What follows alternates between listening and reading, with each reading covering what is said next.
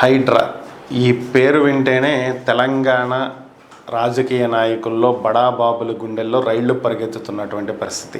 వరుసబెట్టి అక్రమ నిర్మాణాలను కూల్చివేయటమే ధ్యేయంగా ముందుకెళ్తున్నటువంటి హైడ్రా ప్రస్తుతం ఓవైసీ కాలేజీలు అలాగే మర్రి రాజశేఖర్ రెడ్డి కాలేజీల మీద పడినట్లుగా తెలుస్తుంది. ఎందుకని అంటే ఇక ఈ ఎమ్మెల్యేల వంతు వచ్చింది అనేది ప్రస్తుతం ఉన్నటువంటి సమాచారం.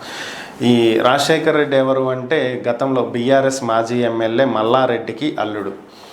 ఎంఎల్ఆర్ ఇంజనీరింగ్ కాలేజ్ అలాగే college of aeronautical engineering, so ఈ రెండిటికి నోటీసులు ఇచ్చినట్లుగా తెలుస్తుంది. ఇవి ఒక చెరువుని ఆక్రమించి కట్టారని, ఇది బఫర్ జోన్ అని, ఇది నిబంధనలకు విరుద్ధంగా 8 ఎకరాల్లో ఈ నిర్మాణాలు చేపట్టారని, వెంటనే దీనికి సంబంధించి వివరణ ఇవ్వాలి అని చెప్పి హైడ్రా నోటీసులు ఇచ్చినట్లుగా తెలుస్తుంది.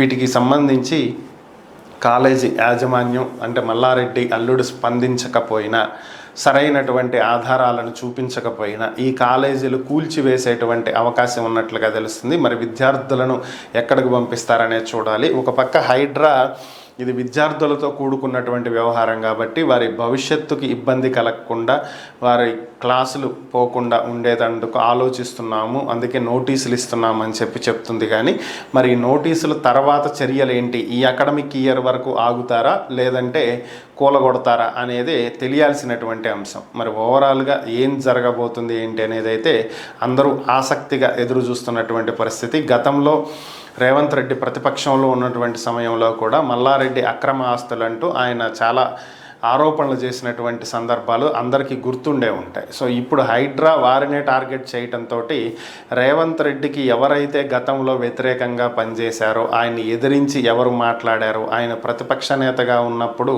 ఆయనకి ఎవరైతే వ్యతిరేకంగా ఉన్నారో వాళ్ళందరినీ హైడ్రా టార్గెట్ చేస్తుంది అనేటువంటి వాదనలు వినిపిస్తున్నాయి. మరి దీని వెనుక ఏం జరుగుతుందనేది తెలియాల్సి ఉంది.